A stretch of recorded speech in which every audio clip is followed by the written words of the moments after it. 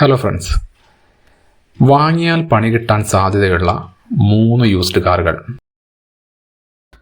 ടോപ്പിക്കിലേക്ക് പോകുന്നതിന് മുന്നേ ഈ കണ്ടൻറ്റും ചാനലൊക്കെ ഇഷ്ടപ്പെടുകയാണെങ്കിൽ സബ്സ്ക്രൈബ് ചെയ്യുക, ലൈക്ക് ചെയ്യുക, പിന്നെ നിങ്ങളുടെ വിലയേറിയ അഭിപ്രായങ്ങൾ കമൻറ്റ് ചെയ്യുക.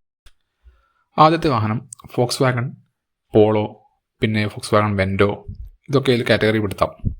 കാരണം ഫോക്സ് വാഗണിൻ്റെ കാറുകളെല്ലാം ബിൽഡ് ക്വാളിറ്റിയിലും സേഫ്റ്റിയിലും ഫീച്ചേഴ്സിലും എല്ലാം തന്നെ ടോപ്പ് നോച്ചാണ്.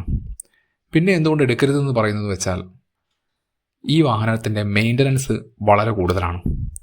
ഒരു സെക്കൻഡ് ഹാൻഡ് കാറ് വാങ്ങുന്നത് ഒരു പുതിയ കാറിലേക്ക് പോകാനുള്ള ഫണ്ട് കയ്യിലില്ലാത്ത ഒരാളായിരിക്കും.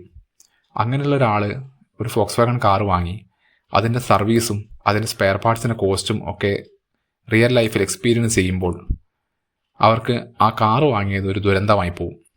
അതുകൊണ്ട് തന്നെ ഹൈ മെയിൻ്റനൻസ് ആയതുകൊണ്ടും സ്പെയർ പാർട്സ് കോസ്റ്റ് കൂടുതലായതുകൊണ്ടും വാങ്ങാൻ പാടില്ലാത്ത വാഹനങ്ങളിൽ ഞാൻ ഫോക്സ് വാഗൺ പോളോയും വെൻഡോയും പറയുന്നു.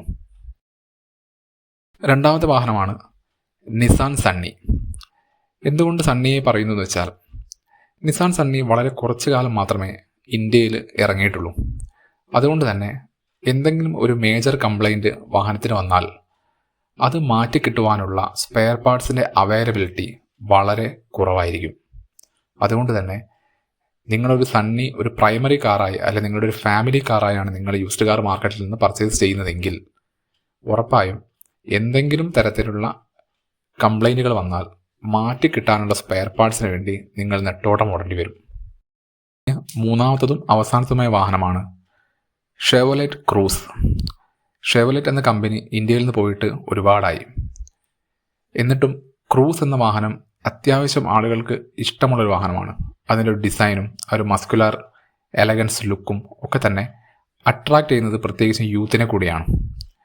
ചിന്തിക്കേണ്ട ഒരു കാര്യം, ഷെവോലെറ്റ് ക്രൂസ് നിങ്ങൾ വാങ്ങുമ്പോൾ നിങ്ങൾക്കതിൻ്റെ സ്പെയർ പാർട്സ് അവൈലബിലിറ്റി വളരെ വളരെ കുറവായിരിക്കും. അതുകൊണ്ട് തന്നെ സെക്കൻഡ് ഹാൻഡ് ഐറ്റംസോ മറ്റോ വാങ്ങിയിട്ടിട്ട് നിങ്ങൾ വാഹനം മുന്നോട്ട് കൊണ്ടുപോകേണ്ടി വരും. അതിലും നല്ലത് ഈ വീഡിയോയിൽ ഞാൻ പറഞ്ഞിരിക്കുന്നത് എൻ്റെ അനുഭവത്തിൽ നിന്നും എനിക്ക് പരിചയമുള്ള ആളുകൾക്ക് കിട്ടിയ പണിയിൽ നിന്നുമൊക്കെ മനസ്സിലാക്കിയ കാര്യങ്ങൾ വെച്ചാണ് ഞാനൊരു 3 വാഹനത്തിൻ്റെ പേര് ഇവിടെ പറഞ്ഞിരിക്കുന്നത്. ചിലപ്പോൾ ഈ വാഹനം പലരുടെയും ഫേവറേറ്റ് വാഹനങ്ങളായിരിക്കാം, ചിലപ്പോൾ ഇത് നല്ല രീതിയിൽ ഉപയോഗിക്കുന്നവരുണ്ടാവാം. പക്ഷേ ഈ വാഹനങ്ങൾ കൊണ്ട് പണി കിട്ടിയ ആളുകളും ഉണ്ട് എന്നതാണ് സത്യം.